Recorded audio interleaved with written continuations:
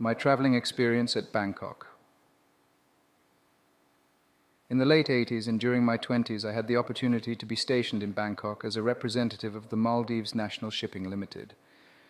Little did I know that my journey to Yangon, Myanmar, would be filled with more drama than a soap opera. So there I was, stuck in a sea of traffic, trying to make it to the airport on time. But alas, luck was not on my side that day. By the time I arrived, the airport counter had already closed its gates, leaving me stranded. The flight I had been so eagerly anticipating was about to take off without me. Oh, the disappointment. But I wasn't about to let a little thing like a closed counter ruin my plans. I mustered up all the desperation I could and approached the airline staff, spinning a tale so wild and outrageous that even Hollywood would be proud. I pleaded with them, telling them I absolutely had to be on that flight because I was heading to a conference in Yangon, and missing it would be an absolute catastrophe. To my surprise, my constant whining and begging worked. The airline staff finally relented and opened the counter, giving me a boarding pass. Victory was mine, or so I thought. As I turned around triumphantly, I found myself face to face with not one but two police officers. They beckoned me to follow them, and a mix of fear and confusion filled my mind. What had I gotten myself into this time?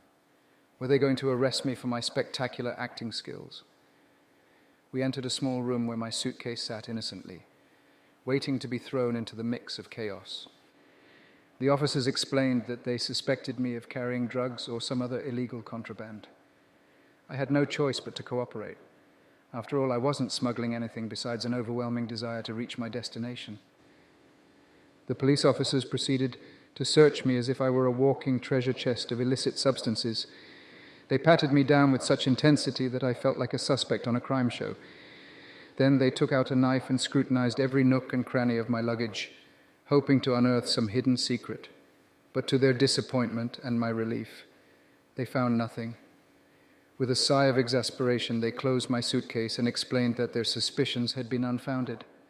They handed me a form to sign, which I did so eagerly, itching to get out of this bizarre ordeal. In a flash, the officers whisked me away in a van, racing towards the airport. As we approached the runway, I caught sight of the plane parked with all its doors closed.